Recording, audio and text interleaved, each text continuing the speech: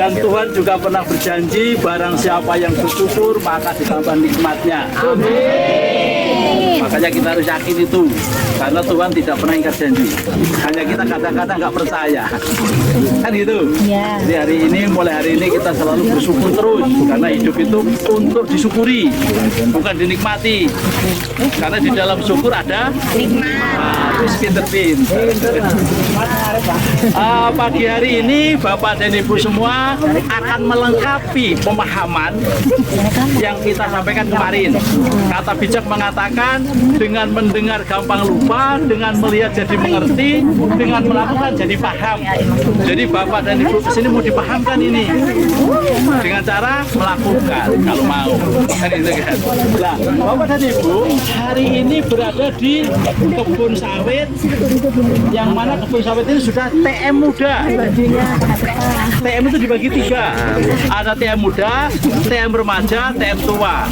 TM muda itu tanaman yang sudah mulai panen, yang menggunakan alat panennya dodos. Begitu nanti pindah pakai ejrek, maka disebut tanaman remaja. Tanaman remaja itu produksinya paling tinggi, janjangnya masih banyak. Ketika nanti menjelang umur 20 tahun, masuk ke tanaman tua. Buahnya besar, pohonnya tinggi, tapi jumlah janjangnya sedikit. Karena apa? Jumlah pelepah per bulannya juga sedikit, hanya paling rata-rata 2 pelepah per bulan. Karena sawit itu tidak pernah keluar tanpa ada pelepah. Nggak mungkin dia itu buah itu atau bunga itu keluar sendiri, nggak mungkin. Pasti ada pelepah baru ada buah. Kalau itu nutrisinya cukup. Kalau nanti keluar pelepah, nutrisinya kurang, maka dia aborsi. Tidak keluar bunga jantan, tidak keluar bunga betina. Kalau nanti keluar pelepah makanannya cukup tapi sedikit, maka dia hanya mampu mengeluarkan bunga jantan saja, tidak keluar bunga betina. Tetapi kalau nanti pas keluar pelepah nutrisinya banyak, maka nanti akan diikuti dengan keluarnya bunga betina. Karena apa? Begitu mengeluarkan bunga betina, dia punya tanggung jawab yang besar untuk membesarkan bunga menjadi buah.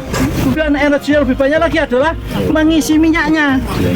Makanya tanaman yang menghasilkan minyak itu rata-rata rakus air, rakus unsur hara. Beda dengan tanaman yang hanya menghasilkan karbohidrat. Itu tidak terlalu rakus. Makanya benar kalau sawit itu perlu banyak air, iya. Tapi sebenarnya nggak rakus. Rakus itu kan memakan yang bukan haknya. Artinya kalau di sini kemarau, di Bandar Lampung sana musim penghujan kan sawitnya nggak jalan ke Bandar Lampung cari air kan? Artinya dia hanya memakan yang di sini saja. Itulah kalimat yang dipelintir-pelintir orang yang iri. Kenapa iri? Dia nggak mampu. Dia nggak mampu. Makanya ibu dan bapak jangan gampang terprovokasi tentang negatifnya sawit. Sawit itu memang ada negatifnya, tapi lebih banyak positifnya. Artinya lebih banyak lebih banyak manfaatnya daripada mudaratnya. Sawit. Nah mereka iri.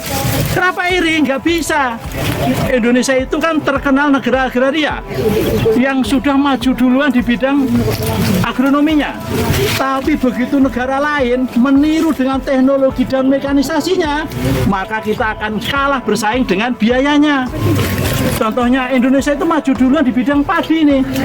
Begitu negara lain bisa nanam padi dengan teknologi dan mekanisasi, maka dia bisa menjual beras dengan harga di bawah 10.000. Kita nggak bisa.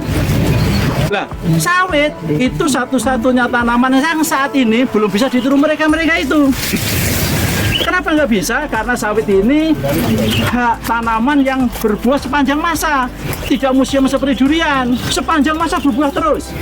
Nah, untuk bisa berbuah, dia perlu air. Saat ini belum ekonomis kalau kita nyirami sawit. Makanya paling cocok ditanam di daerah yang mempunyai curah hujan merata sepanjang tahun. Di mana daerah itu? Di bawah garis khatulistiwa. Itulah kenapa sawit itu hanya bagus di Sumatera, Kalimantan, Sulawesi sedikit, Papua. Jawa nggak bisa. Walaupun tanahnya subur, dia kurang cocok. Kenapa? Musim kemarau dan penghujannya tegas. Makanya kalau Lampung tidak nanam sawit, sayang. Kenapa? Daerahnya cocok loh. Kan begitu Bapak Ibu sekalian. Makanya kemarin saya provokasi, kalau sudah kok tanam singkong, tanam jagung, alangkah baiknya kalau Bapak memang tertarik dengan sawit, jangan membunuh jagung atau sawit. Biarkan Bapak tanam, di antara itu setiap 9 meter tanamilah sawit, 9 meter sawit lagi, 9 meter sawit lagi. Jarak antar barisnya Bapak taruh 8 meter atau 7,8 pasnya. Tapi nanamnya di antara, jadi nanti tanamannya siksak. Bahasa sawitnya adalah mata 5. Itu nanti dalam 1 hektar, kalau Bapak dengan sistem segitiga, maka jumlah pohonnya bisa menampung 143 pohon. Tetapi kalau segi 4 hanya menampung 123 pohon, selisih 20 pohon per hektar dengan jarak tanam yang sama. Makanya perlu teknik penanaman yang benar. Kan begitu kita terangkan kemarin, ya kan? Lah, sehingga nanti nanamnya pakai sistem segitiga sama sisi, sehingga lebih banyak menampung. Kenapa segitiga sama sisi? Karena kanopinya sawit, pelepan sawit itu bulat. Kalau karet, kalau tanamannya nggak perlu segitiga, karena apa? Dia pasti akan memanjangkan cabangnya menuju ke adanya sinar matahari. Karena konsepnya itu semua tumbuhan pasti mengejar sinar matahari. Jadi ibarat masak nasi pakai rice cooker, sinar matahari adalah listriknya. Nggak ada listrik nggak bisa masak itu. Nggak juga gitu. Nggak ada sinar matahari nggak bisa masak. Begitu Bapak Ibu sekalian ya. Hari ini Bapak Ibu akan diperlihatkan. Ini kalau saya boleh komentar Pak ya, mohon maaf Pak Santo ya. Jadi sawit Bapak ini sudah luar biasa bagusnya, tapi saya bisa menilai bahwa ini ada sedikit kekurangan pupuk atau pupuknya tidak mengikuti rekomendasi pemupukan di masa TBM. Ya kan? Harusnya ini sudah umur 3 tahun lebih kan Pak? Maka 3 tahun lebih. Ya kan? Ya, saya bukan dukun tapi ngerti Bu. Saya bukan dukun tapi ngerti. Karena untuk melihat tinggi sawit itu ada rumusnya, ada ilmunya. Jadi kita itu boleh meramal, tapi ada ilmunya. Makanya ilmu meramal itu kalau yang dukun itu dosa. Kenapa? Mendahului kehendaknya. Tapi kalau ramalan yang ada ilmunya, ramalan cuaca, tinggal pohon sawit itu enggak dosa karena ada ilmunya. Dan tidak semua dukun juga dosa. Enggak kan, Bu? Dukun bayi enggak dosa. Dukun beranak itu enggak dosa itu. Wah, itu enggak ngerti itu. Kalau aku jadi dukunnya ada opsinya, saya mau Pak. Untuk guyon Bu. Kan di bawah sapuan saya mesti tersenyum. Karena senyum Bapak dan Ibu itu akan memunculkan bunga jantan, bunga betina. Bunga jantan. Nah, jadi Bapak dan Ibu sekalian, ketika sawit ini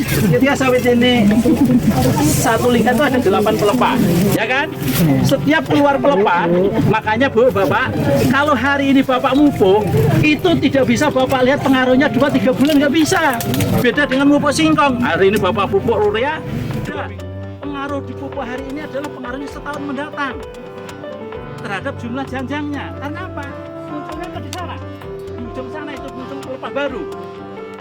Kalau dia makanannya banyak, nanti diikuti dengan keluarnya bunga betina.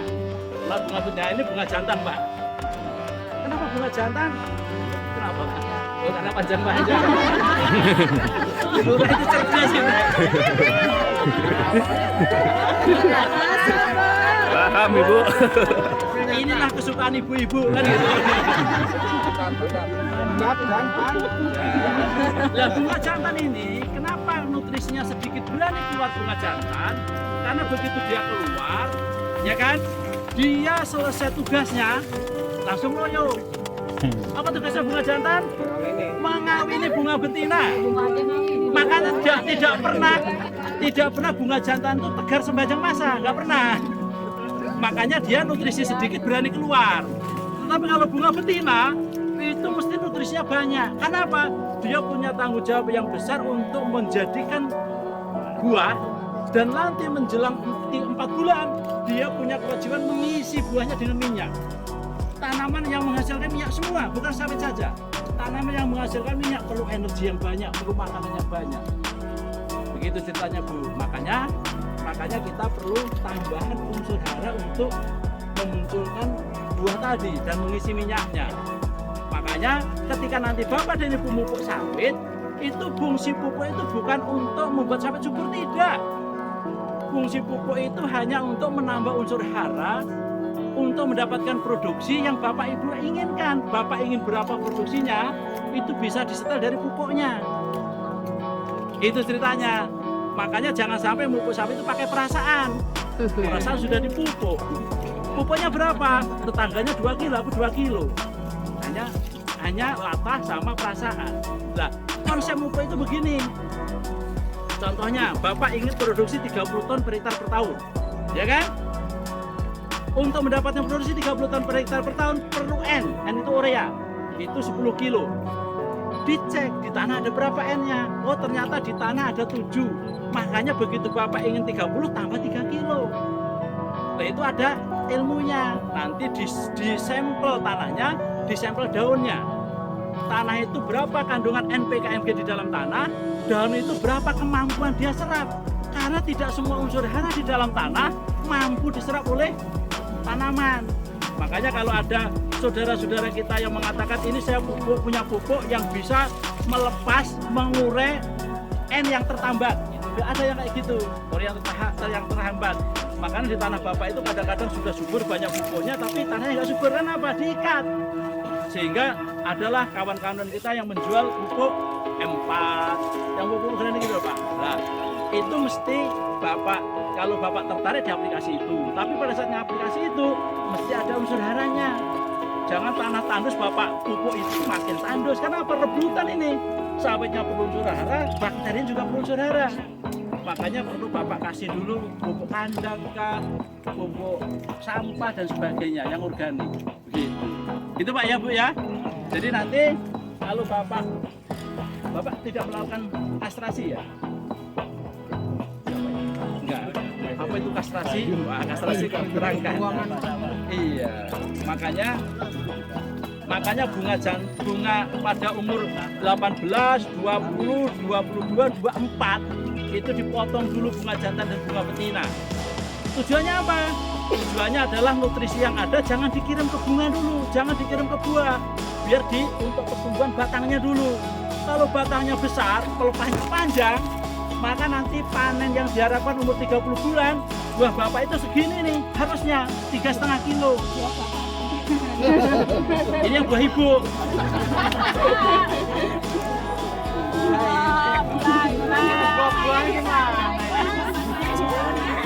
Itu gara-gara gelurah kan yang ngajarin.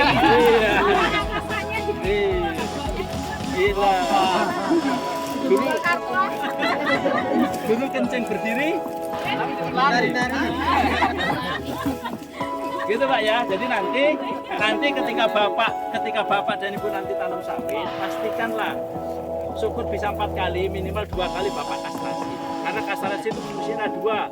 Satu, nutrisi yang ada biar untuk membesarkan batangnya dan memanjangkan pelepahnya, sehingga nanti pada panen yang diinginkan langsung buah pertama itu segini. Ini udah buah ketiga, keempat ini. Ya kan? Makanya biar buah pertama sebesar ini, maka ketika dia muncul bunga jantan dan betina, potong dulu. Yang pertama. Yang kedua, di tanah ini Bapak Ibu ada jamur, namanya jamur marasmius. Jamur itu nanti akan menyerang buah ini. Jadi buah ini nggak sempat matang, tahu-tahu busuk. Hitam busuk karena matang. Itu tandanya sawit Bapak terserang jamur marasmius. Jamur marasmius itu berada dari tanah, dia tidak bisanya merambat. Makanya buah yang pertama nempel di tanah potongi dulu. Sehingga nanti ketika buah yang Bapak inginkan, nggak bisa dia lompat dari tanah ke buah yang berikutnya. Tetapi kalau nggak pernah Bapak kastrasi sampai umur 30 tahun kena terus itu. Walaupun dia nggak bisa terbang, nggak bisa lompat. Kenapa? Ada rambatan. Saja kastrasi jadi penting, yang diterangkan Pak Wardoyo kemarin itu kastrasi penting. Lakukan. Jangan sayang. Contohnya lah, anak ibu itu umur 15 tahun juga bisa hamil. Tapi kan nggak Bapak Ibu sudah hamil kan? Kenapa? Masa pertumbuhan. Dia besar dulu, nanti kalau umur 18 dan 20 tahun baru nikah. Nah, sehingga nanti bisa merawat anaknya lah dan sebagainya. Sama, saya juga begitu. Ini kalau 2 tahun Bapak juga bisa, tapi hanya berapa pohon saja. Makanya biar begitu panen 3,5 kilo BCR-nya berat yang rata-rata, mesti lakukan kastrasi. Pupuk yang benar. Gitu Pak ya. Lah nanti menjelang mau panen baru dilakukan namanya sanitasi, membersihkan semua pelepah, buah yang ketinggal karena kemarin lupa dikastrasi sehingga ada yang busuk, buangi semuanya. Jangan ada pelepah nempel. Pada waktu TBM haram hukumnya motong pelepah. Kenapa tidak boleh? Karena untuk melakukan proses fotosintesis perlu jumlah pelepah yang banyak. Beda nanti kalau sudah TM, kalau sudah TM nanti dipotongin daunnya, yang daun tua, daun di bawah dipotongin. Tapi masa TBM tidak boleh, mesti dibiarkan. Tapi kan ibu-ibu kemarin tanya Pak Tri kan, sering potongin pelepah untuk duduk kan, itu nggak boleh. Karena gini loh, untuk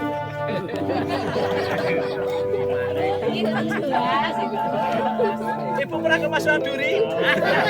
Sering. Duri tumpul lancip Bu. Begitu lah. Gak apa-apa, variasi Bu. Ya kan? Walaupun sayur bayam, kalau jarang makan kan enak Bu. Gak sama. Dikubur sampai juga enak kan Bu? Enak. Makannya maksudnya makan sayur tadi loh Mbak. Nah, ketika nanti sudah Bapak kastrasi menjelang 1 bulan menjelang panen, Bapak pangkas semua pelepahnya. Biar apa? Biar nanti ketika Bapak manen kan tandanya matang brondol. Sehingga nanti pada waktu putih brondolan jarinya akan duri. Terus pelepah-pelepah yang nempel itu juga pelepah kering yang sudah tidak produktif lagi. Itulah perawatan di TBM atau persiapan menjelang panen. Buat pasar pinggirnya, buat TBM di ujungnya. Setiap 2 baris tanaman 1 pasar minggu. Itu untuk TBM. Begitu panen, ibu begitu panen itu sudah nggak banyak kerjaan loh. Apalagi udah TM remaja. TM remaja itu nggak ada kerjaan, buahnya banyak. Makanya untungnya banyak itu. Ibu kalau sudah remaja, pelepah ini sama sekali nggak gandeng. Kalau gandeng, sinar matahari nggak masuk, rumput nggak mau yang tumbuh, nggak ada yang tumbuh itu rumput. Nggak usah Bapak semprot, nggak usah apa-apa kan aman itu. Kalau seandainya ada gulma yang tumbuh di piringan dan pasar pikul, itu cukup Bapak dan Ibu semprot dengan racun sistemik. Kalau daun sempit pakai rondap, kalau daun lebar pakai eli, kalau campuran dicampur. Dosisnya berapa? 0,3 liter per hektar nyemprot itu. Setahun hanya 3 kali karena 4 bulan sekali itu nyemprotnya itu. Nggak perlu tiap bulan. Kalau sistemik, ya kan? Tenaganya setiap 1 orang bisa dapat 2 hektar. Makanya saya bilang kemarin, ketika Bapak dan Ibu itu punya sawit, nggak banyak perlu tenaga kerja. Karena apa? Normanya hanya 0,2 per hektar. Artinya apa? Setiap 0,2 mampu mengurus sawit 1 hektar. Jadi kalau satu orang penuh kerja, bisa menguasai 5 hektar. Jadi kalau Bapak punya 2 kapling, pas itu. 1 orang nggak usah minta tolong tetangga itu. Cukup. Begitu Bapak Ibu sekalian ya. Nah nanti kalau sudah waktunya panen, ibu itu kerjanya cuma mupuk manen. Kalau Bapak sudah manen seminggu sekali dan digaruk piringannya, dilewati pasar pikulnya, nggak usah Bapak semprot juga mati itu. Seminggu sekali loh digaruk piringannya karena ada ibrondolan sama pasar pikul dilalui pakai angkong, kan mati rumputnya. Seminggu sekali. Nah, sehingga kerjanya apa? Hanya mupuk, manen. Mupuk itu Bapak pupuk 1 pohon itu 6 kilo saja. 4 jenis pupuk itu. 4 jenis pupuk berimbang. Jangan pupuknya seperti petani kampar. Pupuknya berapa? 4 kali. Januari urea, Maret TSP. Jangan begitu. Pupuk itu mesti berimbang. Urea, TSP, KCL itu dipupuk dalam waktu berdekatan, tapi tidak boleh bersamaan. Seminggu sekali. Ya, karena kenapa tidak boleh sama? Karena ada beberapa jenis pupuk yang antagonis. Ketika berada di tempat yang sama, dia ribut, Pak. Ribut. Tetapi kenapa harus bersamaan? Ada beberapa jenis pupuk yang baru bisa diserap oleh tanaman kalau ada unsur yang lain. Makanya PPL itu selalu menerangkan pupuk berimbang. Artinya apa? Ada beberapa jenis pupuk yang baru bisa diserap oleh tanaman kalau ada pupuk yang lain. Seperti Bapak dan Ibu kalau makan ini, sehari makan 3 kali. Pagi makan nasi 3 piring, siang makan sayur 3 mangkok, malamnya sambelnya saja. Gak enak kan? itulah manfaatnya kalau kita pupuk berimbang. Jadi pagi itu makan sepiring, sayurnya semangkok, sambelnya sedikit, enak makan. Sapi juga gitu. Jangan mentang-mentang kan 1 semester Pak. 1 semester itu kan 2 bulan sekali 3 jenis pupuk, nggak begitu. Walaupun 1 semester itu seminggu, makanya ketika Bapak mau pupuk, siapkan dulu jumlah pupuknya yang lengkap, baru dipupukkan seminggu sekali, pupukan. Minggu kalau pupuknya tunggal, kalau pupuknya majemuk ya sudah, pupuk aja. Misalnya dapat 5 kilo 1 pohon per tahun, Bapak pupukkan itu paling enggak 2 atau 3 kali. Kenapa harus 2-3 kali? Karena ketika Bapak pupuk yang gampang menguap itu kalau nggak segera diserap oleh tanah, tidak segera diserap oleh tanaman, maka menguap. Makanya pupuknya 1 kali pupuk tidak boleh lebih dari 2 kilo. Karena apa? Sawit punya kemampuan isap, tanah punya kemampuan ikat lainnya. Bablas kalau ada hujan. Makanya kalau Bapak dan Ibu pupuk di pasir itu tidak boleh banyak. Karena apa? Pasir nggak punya kemampuan ikat. Walaupun pupuknya sama-sama 5 kilo, kalau di mineral bisa Bapak pupukkan 2 kali, kalau di pasir paling nggak 3-4 kali. Karena apa? Pupuk yang dipupukkan sebaiknya segera diserap. Makanya ketika pupuk, Bapak dan Ibu mesti ada air. Musim penghujan, tidak boleh pupuk musim kemarau. Pupuk dibedakan menjadi 2, pupuk yang gampang menguap dan pupuk yang tidak gampang menguap. Pupuk yang gampang menguap itu adalah urea sama HCl. Pupuk yang tidak menguap itu TSP, Kisrin, cukup dulu dan kawan-kawannya gampang menguap itu. Tetapi walaupun tidak gampang menguap, ketika musim kemarau nggak usah dipupukkan. Karena apa? Lebih baik Bapak nyimpen pupuk di gudang daripada di piringan. Bapak pupuk TSP nggak ada air, nggak bisa diserap, memang nggak hilang. Tapi kan lebih baik menyimpannya di gudang saja daripada di piringan. Nah, makanya ketika pupuk pastikan ada hujan, tapi juga hujannya jangan pas deras ya. Ada hujan malamnya, terus kira-kira hujan lagi malam barulah Ibu pupuk. Tapi kalau pas siang-siang hujan, jangan. Pertanyaan 1 Pak, untuk menggunakan pupuk cair Pak, itu bagaimana Pak? Apa sapi bisa digunakan dengan Pertanyaan sebenarnya sudah terjawab tadi. Bapak kayaknya sih di belakang cairnya maksudnya? Iya. Jadi gini, pupuk cair Bapak itu adalah pupuk yang kandungan NPK-nya kecil, tapi dia punya bakteri, punya tentara yang menyiapkan makanan dari daun, dari kotoran sapi, kotoran ayam, yang harusnya 1 tahun baru bisa diserap oleh tanaman. Ketika Bapak kasih itu menjadi lebih singkat, lebih cepat menyiapkan makanan itu. Makanya Bapak tidak disarankan memupuk pupuk cair itu sepanjang masa. Jadi paling banter Bapak 2 kali mupuk itu, 1 kali organik. Nah terus itu untuk Pak, sasarannya itu di batang, di daun atau di tanah? Di tanah. Sebaiknya di tanah karena dia tentara itu.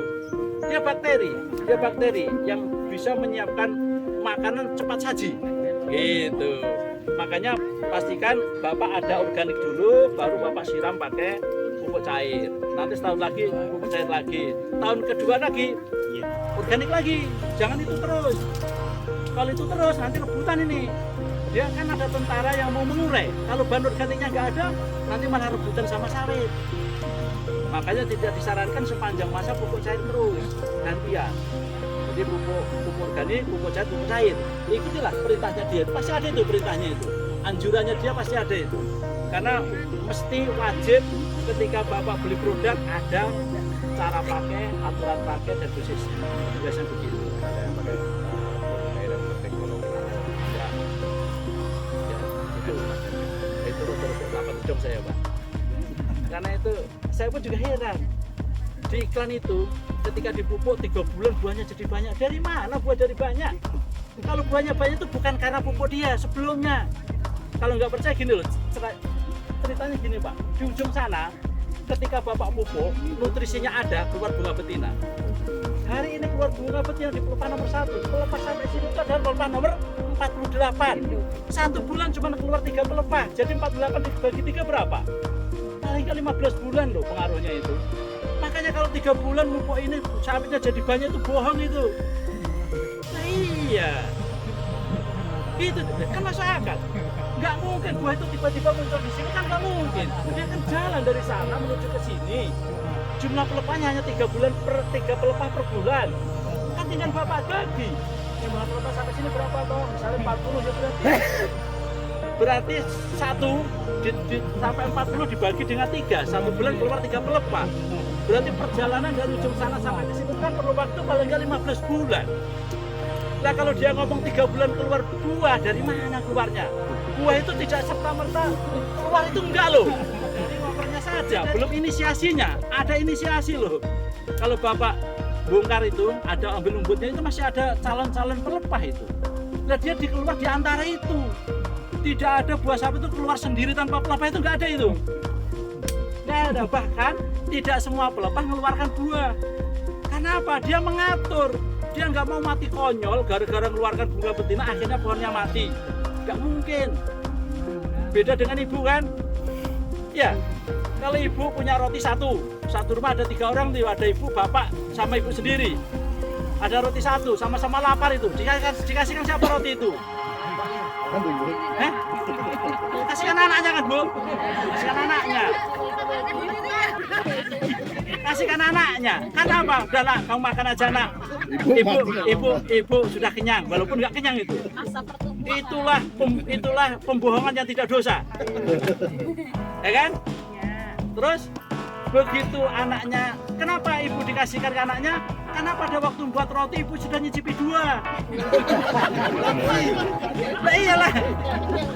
Bapak juga gitu, udahlah nak, kau makan aja. Bapak nggak makan nggak apa-apa. Begitu anaknya tidur, bapaknya ke warung jajan kok. Ya kan? Tapi kalau sawit nggak bisa jajan, nggak bisa ngicipi. Makanya begitu dia keluar pelepah, nggak ada makanan, dia aborsi. Mending nggak keluar bunga jantan, nggak keluar betina. Untuk hidup dulu makanan itu. Makanya di pelepah ini tidak semua keluar bunga betina, tidak semua keluar bunga jantan. Ada yang kosong. Nah, pada waktu ini muncul, pada waktu pelepah ini muncul, sebenarnya meeting dia. Aku mau keluar ini, siapa yang mau ikut? Gitu ceritanya. Cuma bapak dan ibu kan nggak pernah mendengarkan percakapan dia. Perlu 10 tahun tidur di bawah pohon, saya bisa mendengar ngomongan dia itu, Bu. Saya bisa dengerin, Bu. Tapi tidur dulu di bawah pohon sawit.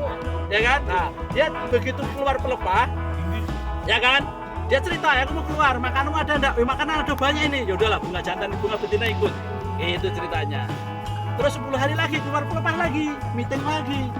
Aku mau keluar nih, siapa yang ikut? Jangan ada yang ikut, karena mati konyol nanti. Kemarin sudah keluar bunga betina, hari jangan ada yang ikut. Makanya dia aborsi, nggak keluar bunga jantan, nggak keluar bunga betina.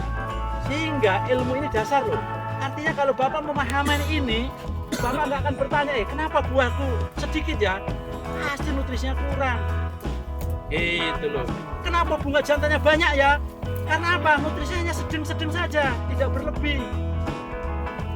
Kenapa buah saya banyak ya? Pasti pupuknya banyak. Itu loh. Artinya apa? Pak, sawit saya keluar bunga jantan semua Pak. Itu nggak perlu bertanya ketika memahami informasi tadi. Artinya apa? Tambah pupuknya. Pupuknya yang pas. Jangan asal pupuk loh ya. Karena kalau bapak kemarau pupuk, itu yang bapak pupuk bukan pohon sawit, tapi udara. Makanya ketika bapak pupuk se-Korea, baunya pesing sekali, hentikanlah. Itu pasti banyak yang menguap daripada yang diserap. Tapi kalau bapak dan ibu pupuk urea di musim penghujan, ada airnya, ada kelembapan, maka baunya sedikit berkurang. Yakin itu. Maka kalau sudah baunya menyengat, itu pasti tidak diserap oleh sawit dan tidak diikat oleh tanah, menguap dia. Nah makanya kalau sawitnya nanti sudah besar, ketika bapak punya kebun sendiri, pupuk sendiri, alangkah baiknya kalau pupuk urea sama KCL taruh di bawah rumpukan itu Pak. Itu yang paling bagus. Itu pupuk urea sama KCL. Kalau bapak pupuk TSP, Super Dolomit Kisir yang bagus di atas rumpukan, taruh pluk itu aja. Kenapa? Biar slow lilis. Bapak kasih pupuk TSP, nanti ada hujan, turun sedikit, langsung dimakan. Ada hujan lagi, turun sedikit, langsung makan. Gitu. Jangan ikut perusahaan. Kenapa perusahaan di piringan? Hanya untuk keperluan kontrol. Karena apa? Yang punya orang Jakarta, yang pupuk terkiem. Ya kan? Lah, lari kemana kalau ditaruh di situ nanti di bawah rumpukan Pak? Iya kan iya. Ya kan? Nah, makanya ditaruhlah di piringan. Sebenarnya fungsinya itu paling bagus di sana, Pak. Kalau nggak percaya itu Bapak buka, itu pasti akar putih banyak itu. Di sana baru bukan itu. Lah disitulah sebenarnya Bapak mupuk. Ya, tapi kalau perusahaan di piringan kan hanya perlu kontrol. Tapi kalau yang mupuk, yang sawitnya Bapak sendiri, yang mupuk Bapak sendiri, masa nggak bisa dipercaya sih? Gitu ya, bisa dipahami Pak? Nah nanti ketika Bapak nanti sudah masuk panen, sebaiknya panen yang baik itu seminggu sekali. Seminggu sekali. Kalau sawitnya Bapak banyak, yang manen sedikit, dibuat tiap hari manen. Caranya gimana? Luasannya dibagi 6. Hari ini panen 1/6, misalnya Bapak punya 500 hektar, kan gitu kan? Atau 600 biar gampang. Punya 600 hektar, berarti sehari panen 100 hektar. Senin panen 100 hektar, Selasa 100, Rabu 100, Kamis 100, Jumat 100, Sabtu 100. Hari Senin kembali lagi tempat yang sama. Sehingga yang namanya orang panen tiap hari panen. Kalau orang tiap hari panen, tiap hari kerjanya itu saja, maka dia ahlinya, ahli panen. Kalau pekerjaan dikerjakan oleh ahlinya, pasti outputnya tinggi, hasilnya banyak. Makanya di perkebunan itu tidak ada istilah Superman, ada super tim. Ada tim panen, tim nyemprot, tim pupuk, begitu. Kalau petani kan Superman, ya kan? Masak-masak sendiri, tidur juga sendiri kan? Cuci baju juga sendiri lah. Itu nanti tidak ahlinya, nggak banyak. Makanya biasanya punya sawit 2 hektar, nanti minta tolong orang lain panen, minta tolong ketika pupuk, kan begitu. Mestinya tidak. Kalau Bapak berkelompok, Bapak buat kelompok, nanti buat tim panen, siapapun kebunnya yang manen kelompok ini, tim ini, itu di bawah naungan kelompok tani atau koperasi. Bu Kades sudah luar biasa pinternya itu kalau membuat kelompok itu, ya kan? Gitu Bapak dan Ibu. Sampai sini ada yang tanyakan Bapak Ibu sekalian. Sekali lagi, satu lagi, masalah hama penyakit. Hama penyakit di sawit itu tidak akan meledak, tidak akan ada ledakan serangan kalau rantai kehidupannya berjalan. Sawit Bapak ini kalau dicari ada ulat apinya, ya kan? Tapi ulat api ini ada predatornya. Predator itu, musuh alaminya ulat api itu, dia suka hinggap di semak-semak belukar. Makanya tidak boleh areal sawit itu bersih. Bisa untuk main kelereng itu nggak bagus malah. Yang bersih cukup piringan dan pasir pikul. Yang lainnya belukar. Tapi nanti ketika sudah TM tua, remaja, tertutupi, dia nggak tumbuh lagi. Untuk membuat rumah predator tadi, nanamlah namanya bunga pukul 9, Antigonon liptosis, Cassiatura cobanensis. Itu tujuannya apa? Membuat rumah. Karena apa? Sudah nggak ada tumbuhan yang hidup di antar sawit. Apalagi ini masih ada kesempatan hidup Bapak Supra total. Waduh, biayanya banyak, bahaya. Nggak bahaya tak?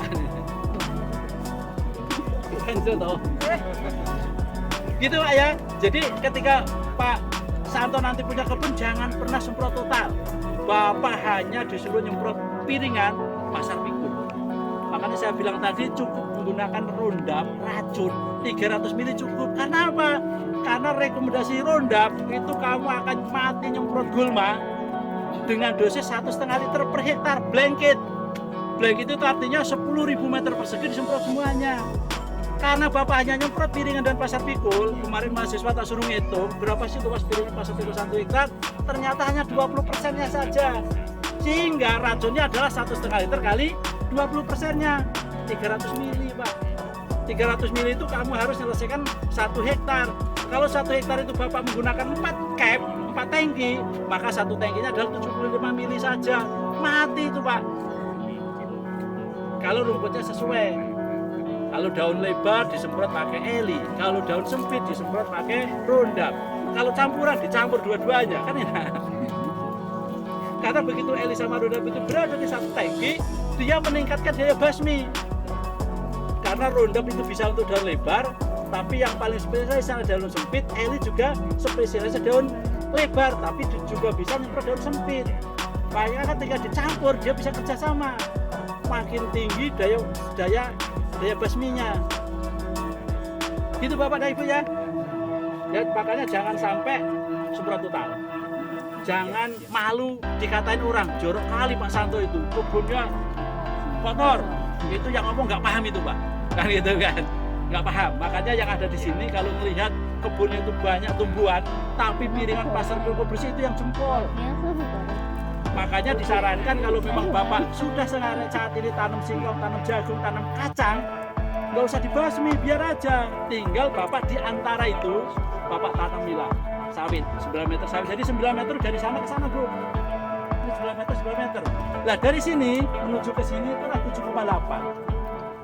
7,8 itu dari sana ke tengah-tengah sini. Bukan kalau sana ke sana 9 ini, dari sana 9. Itulah dari sini ke sana kan membentuk barisan. Dari sana ke sana ke sana ke sana membentuk barisan. Jarak antar barisan dari sana ke sini lurus. Itu 7,8. Kalau Bapak sistem tanaman seperti itu mesti mata 5. Mata 5 itu apa? Mata 5 itu kalau Bapak berada di satu pohon sawit bisa melihat ke 5 penjuru lurus semuanya. Bapak di sini nih, ke sana lurus 1, ke sana 2, ke sana 3, ke sana 4, ke sana 5. Mata 5. Kalau nggak lurus berarti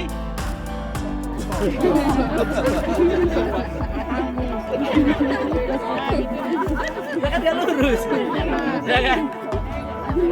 Itu kalau dulu saya marah-marah sama Mandur gitu Bu. Nur, gimana kau nanam ini? Kok nggak lurus? Mana mata 5-nya? Nggak ketemu. Nggak ketemu kan? Berarti kan ya kan? Gitu Bapak dan Ibu ya. Jadi mata 5 seperti itu. Kenapa harus mata 5? Karena dengan jarak tanam yang sama-sama 9 meter. Kalau Bapak tanamnya segi 4 sini, terus di sana, lurus sama sana, itu hanya menampung 123 pohon. Ada selisih 20 pohon loh. Bukan sulapan, bukan sihir, tapi kenyataan. Sama-sama 9 meter jaraknya, kalau segi 3 bisa menampung 143, kalau segi 4 hanya 123. Padahal konsep kita nanam sawit itu apa sih? Bagaimana bisa nanam pohon sawit sebanyak-banyaknya dalam 1 hektar, tetapi semua pohon kena sinar matahari. Itu konsepnya. Sudah pasti yang jumlahnya 123 itu lebih sedikit daripada yang 143. Kalau sama-sama mendapat sinar matahari yang sama. Itu konsepnya, makanya diatur jarak tanam. Itu fungsi mengatur jarak tanam itu. Begitu Bapak dan Ibu, ada yang tanyakan? Nah, gimana? Ini termasuk sawit apa Pak? Wih, si Ibu pagi-pagi tahu minta tanya biji pula. Kan udah disediain. Itu tangan itu. Udah tahu. Jadi Bapak dan Ibu sekalian, itu ketika Bapak mau melihat varietas yang ditanyakan Bapak kemarin itu, Pak, gimana saya cara ngetahui bibit itu Dura atau Tenera, kan gitu. Itu ada alatnya, tapi saya sendiri juga belum lihat, saya sendiri belum praktek. Katanya harganya mahal gitu aja, makanya saya nggak pengen tahu. Belum bisa tahu, belum bisa tahu. Itu informasinya. Jadi dia nanti ada alat, ketika dia ngambil salah satu bagian batangnya, sudah bisa menunjukkan itu Dura atau Tenera. Nah, itu ilmunya saya belum sampai ke sana. Ilmu yang saya miliki adalah tes varietas. Jadi begitu buah diambil satu gitu semuanya, dibelah semua. Nah, Dura itu dagingnya tipis, cangkangnya tebal, ya kan? Ini saya masih agak bingung nih. Ini dagingnya tipis, tapi cangkang juga tipis. Makanya saya perlu sedikit. Nah, dibaca lagi yang melintang. Ini Mas.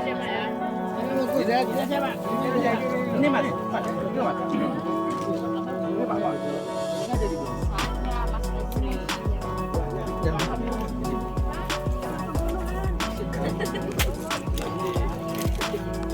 Materi.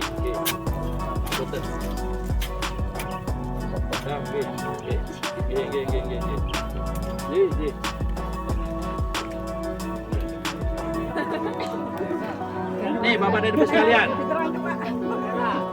ini adalah salah satu contoh bibit Tenera. Kenapa Tenera? Dia cangkangnya tipis. Mestinya dagingnya tebal. Kenapa kurang tebal? Mungkin nutrisinya kurang, ya kan? Sehingga dagingnya tidak tebal. Makanya saya perlu memastikan sejarah pembukaannya gimana. kan gitu kan. Terus sejarah curah hujannya gimana? Karena nutrisi yang kurang itu bukan semata-mata kurang pupuk, kan gitu kan. Jadi kalau ada sejarah hujannya gimana, pupuknya berapa, terus pupuknya benar atau tidak, itu pengaruh ke sini, sehingga mempengaruhi kurang nutrisi. Untuk nutrisinya cukup, dia perlu ada nutrisi, dia perlu sinar matahari, dia perlu air, ada tiga-tiganya. Salah satu nggak ada, nggak jadi. Seperti ibu masak, ada rice cooker, ada beras, ada air, ada listrik. Salah satu nggak ada, nggak bisa. Ibu bisa masak tanpa air, nggak bisa. Ibu bisa masak tanpa listrik, pakai rice cooker, tulkiem. Kan banyak rice cooker. Pakai kayu. Hari gini. Kita dibelikan Bu ya. Itu kode itu. Kurang peka aja kan. Gitu Bapak ya. Ini adalah header yang dibelahi. Ini pas bibitnya bagus. Bibitnya ya. Cuman sedikit kurang perawatan. Mau Pak Santo ya? Mohon maaf. Ini Bapak. Wah, Jadi gitu ya. Artinya kurang nutrisi. Kurang nutrisi itu bukan semata-mata kurang pupuk. Nutrisi itu akan siap dimakan kalau ada pupuk, ada air, ada sinar matahari. Salah satu nggak ada, nanti penyebabnya seperti ini. Gitu loh. Itu kita lihat juga dari besarnya pelepah, warna pelepah itu kelihatan. Saya Pak Tri itu nggak usah tanya, mesti ada yang kurang ini. Gitu loh. Gitu ya. Tapi kurangnya apa? Ya kita pelajari dulu. Gitu Pak ya. Jadi Bapak nanti lebih rajin lagi pupuk. Kalau sudah kayak gini Pak, paling enggak 5 kilo per tahun. Per tahun 4 jenis pupuk per pohon. Kalau Bapak itu pengen produksi berapa, ada rumusnya, ada namanya LSU sama SSU. Sampel daun sama sampel tanah. Kan gitu. Itu baru Bapak pengen berapa bisa. Pengen berapa ton produksinya bisa. Tapi kalau nggak punya itu, yang seperti berbuah aja lah. Kira-kira buahnya 20 ton, itu Bapak 5 kilo aja cukup. 5 kilo itu nanti misalnya ureanya 2,5 kilo, dibagi 2, jangan dibagi 2 sebesar 2, ya kan? Nanti CSP-nya 1,5 kilo, nanti KCL-nya 2 kilo, udah 5 kan? Berapa itu? 3 sama 2, 5 kan? Sama kalau ini Bapak super dolomit berani. Kenapa super dolomit? Karena super dolomit itu kandungan Mg-nya tinggi. Ya, jadi Mg itu berada di super dolomit sama kapur pertanian atau super dolomit atau kisrit, ya kan? Kan berimbang, kan enak kan pakai sambal. Nah, itu dia. Sama satu lagi jangan Bapak lupa, ada namanya borat, pupuk mikro yang hanya perlu 100 gram saja, lebih kecil daripada kalungnya istri Bapak, ya kan? Itu diperlukan. Nah, itu dikasih setahun sekali saja. Taruh jangan di ketiak, taruh di tanah aja. Karena ada yang naruh di ketiak kan, taruh tanah aja. Nah, atau Bapak pakai NPK. Bapak NPK pakai enggak? Enggak. Udara berapa kilo per pohon? 2 sendok paling. Sendok pasir tapi.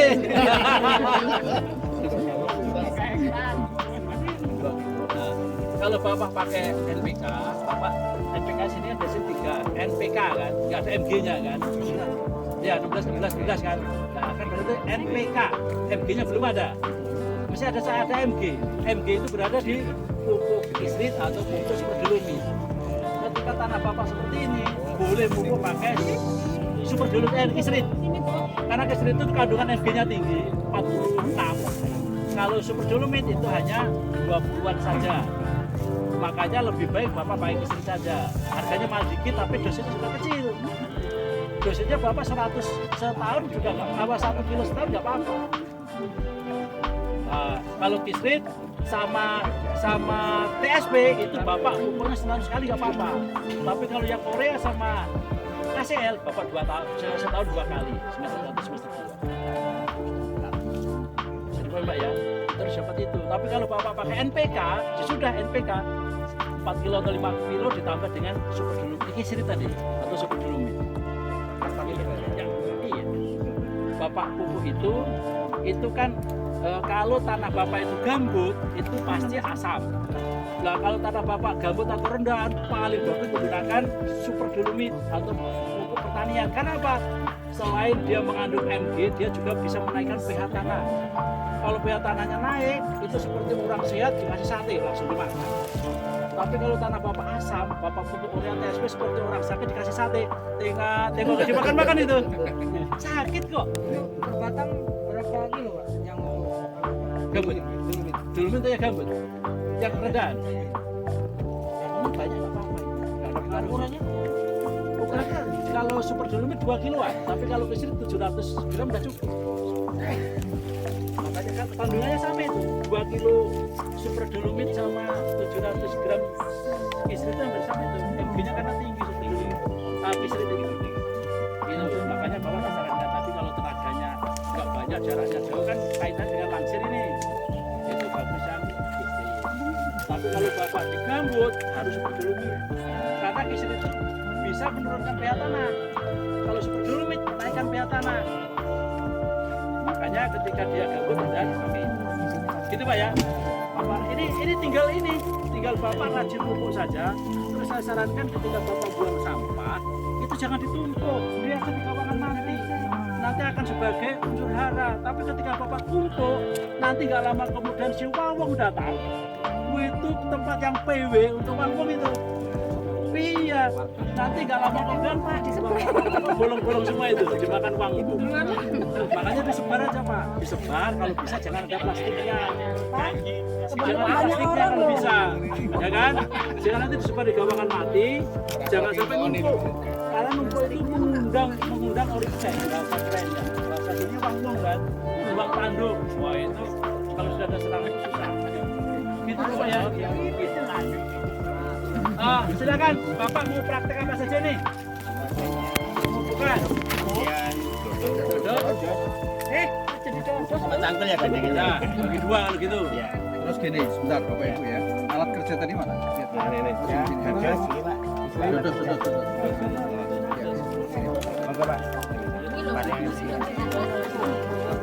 Oke.